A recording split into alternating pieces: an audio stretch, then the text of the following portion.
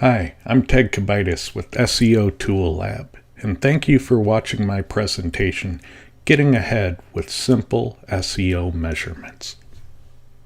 In this presentation, we're going to talk about getting ahead with simple measurements in SEO. We're going to explain why it works. We're going to go over correlation in SEO and how to use it to get real advantage. So with that, let's dive right in.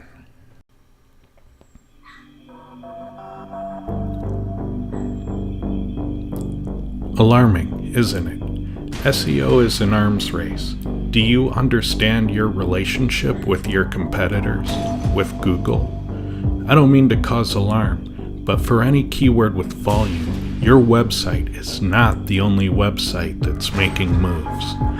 Other players in the space are hoping to rise above you and to push you down in the rankings. Other players are actively trying to make it harder for you to rise above them.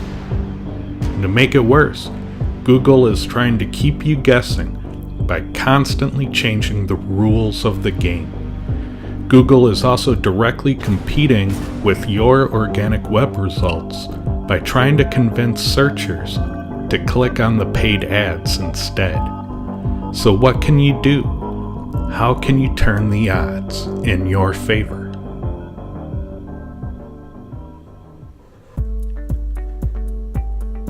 The answer is measurement. To find out how you're different than your competitors, you need to measure.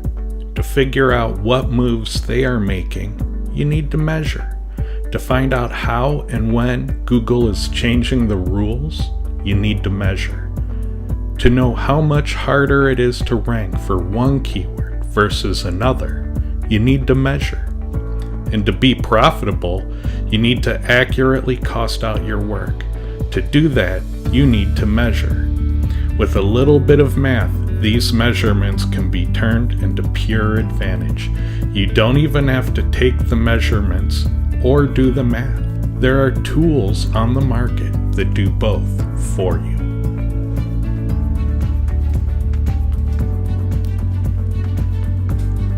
How it works is you enter in a domain name that you're trying to rank. Then you conduct a search, and you can localize it to a country or a language or near a city. You can even force a URL into the search results. Then the software will measure hundreds, over 500 in fact, SEO factors, including for your website and your higher ranking competitors. It'll conduct all the math, tell you which factors appear to matter most, and it'll give you a roadmap of exactly how much of each factor you need to be competitive.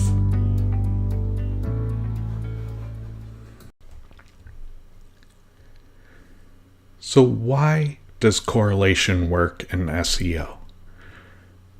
For starters, we assume everything is not a factor. And when we do that, we can look at an example like this, where we have our rank position in Google on the x-axis, so number 10 in Google, number 9 as we approach number 1 in Google.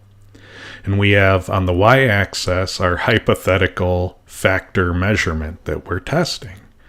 And we can look at this, and it does not appear to the eye that Google is sorting by this factor. This random distribution of the measurements leads us to think that this is not a factor. This could be a random order of these values. Now, when the measurements line up like this, then we think they're rigged. We're like, it appears that Google is sorting these by the factor. So in this first case, the more of it you have, the better you rank, because the factor measurement is trending upwards as you approach 1. In this other case, this is a negative factor. The more of it you have, the worse you rank. And this is why we look for strong negative correlation coefficients in SEO, because we want this negative slope on the trend line. When you have positive correlations in SEO, it means the more of it you have, the worse you rank. So we like to look at all the factors, assume they're not a factor, and then be pleasantly surprised by the ones that look like this. And when we do that, what we're doing is we're taking the field of possibilities from 540 different measurable factors that we can use our software on. And we can go for your keywords, find out which of those appear to be rigged. Which ones does it look like mathematically Google is sorting by? And so we can reduce that field of possibilities from 540 things to work on, or to guess about working on. We can reduce it down to the 1 or 2 dozen things that are likely, that have evidence supporting them. And because of that, the quality of our guesses gets much, much better. And this is where the advantage comes in. And that is why correlation with SEO factors is a very powerful tool. Cora also creates charts. We can look at this real-world example. So here we have the factor, the keywords and sentences. So the number of keywords we find in sentences. So this gray line is the average factor measurement by page. So on the x-axis, we have the page number, page 10, page 9, as we approach page 1 on Google. And so we can see the trend line through those average measurements by page, and that depicts our correlation, our strong negative correlation. And then we have our track domain. It's right here. So we can see that our track domain has a below average measurement for page 2, and we want it to have an above average measurement for page 1. So this is where we're at, and we need to be up here. So we can see in the real world data that finding these factors that Google appears to be sorting by is totally achievable. And we do this for hundreds of factors. So there's a lot of other things you can do with this technology. For example, we recommend maintaining an archive of your reports over time. And that way, when there's a Google update, you can take a report from before the update and a report from right after the update, and you can see which factors changed in correlation strength. So we can tell, based on what changed, how we need to respond to the update. We could also do things like we can see how the rankings have changed between 2 reports.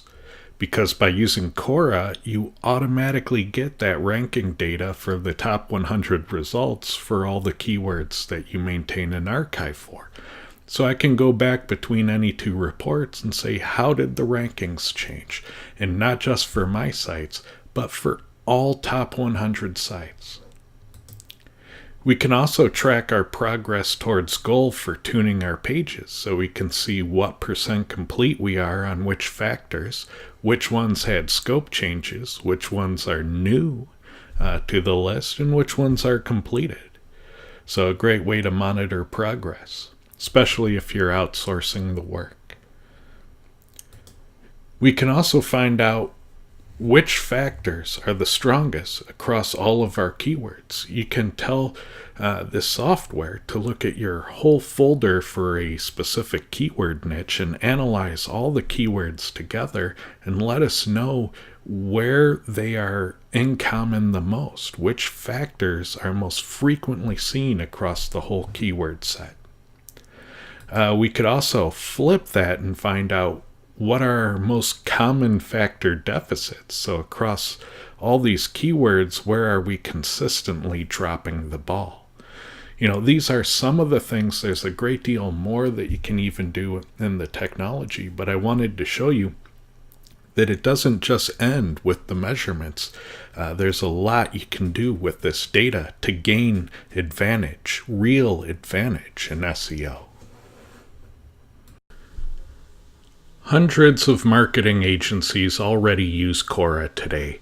Many of them have told me that when they are competing for a contract, especially with a customer that sent out multiple bids to different agencies, they've been able to win the contract by showing the customer the information that goes into their recommendations.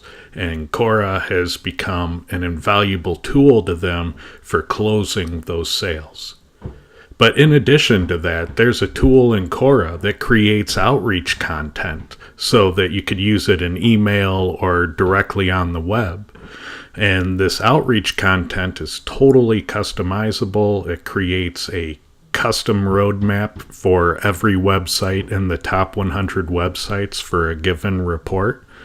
And when you put this content on the web and these websites vanity search their domains, you have passive outreach marketing material there waiting to show the customer what you're able to do, what you offer, and how you do it differently than everybody else. And this passive outreach is a fundamental tool. And with Cora 4 and the outreach tool, the race is on to claim all the keywords that you service. So I could spend a lot of time going into the whistles and bells of this technology, but instead I'd like to save that time for being able to go over a case study or two and perhaps answering more questions. So if you'd like to learn more about the specific capabilities of the technology or how it works, I would encourage you to visit my website. There's a contact form there, so if you have questions, feel free. That form goes straight to me, so any questions submitted there, I will see. And with that, let's get into some case studies.